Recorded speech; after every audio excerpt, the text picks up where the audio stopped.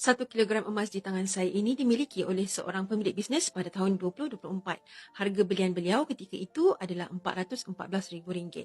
Selepas setahun pada tahun 2025, 1 kilogram emas yang sama bernilai sekitar RM616,000 dan pada 29 Januari 2026, tak sampai 2 tahun, 1 kilogram emas telah cecah RM744,000. Sekarang kita tengok, apa jadi kalau beliau jual semula emas ini? Jika dijual semula kepada Public Gold, harga belian balik selepas tolak spread 6% adalah sekitar RM700,000. Harga jual RM700,000, harga beli RM414,000, keuntungan bersih RM286,000. RM286,000 ni bahagi dengan RM414,000 darab dengan 100 bersamaan 69% keuntungan bersih dalam tempoh kurang 2 tahun selepas ditolak dengan spread. Dan yang menariknya, pemilik bisnes ini tak perlu buat apa-apa pun. Beliau hanya beli emas dan simpan dengan selamat sama ada dalam peti besi atau safe deposit box.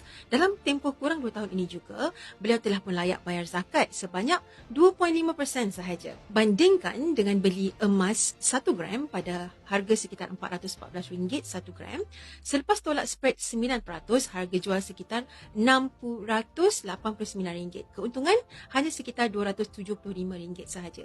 Di sinilah kita nampak perbezaannya. Dari sudut pelaburan emas, jumlah gram yang besar seperti 250 gram atau 1 kilogram lebih memberi kesan kepada keuntungan.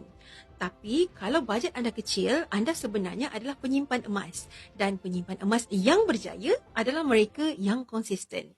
Public Gold telah bertapak di Malaysia sejak tahun 2008, sudah hampir 20 tahun.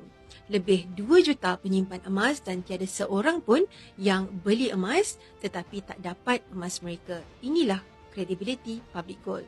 Mulakan tabungan emas hari ini dan konsisten setiap bulan sebagai persiapan menghadapi masa depan. Semoga perkongsian ini memberi manfaat. Jika anda mahu lebih banyak ilmu simpanan emas, teruskan follow saya.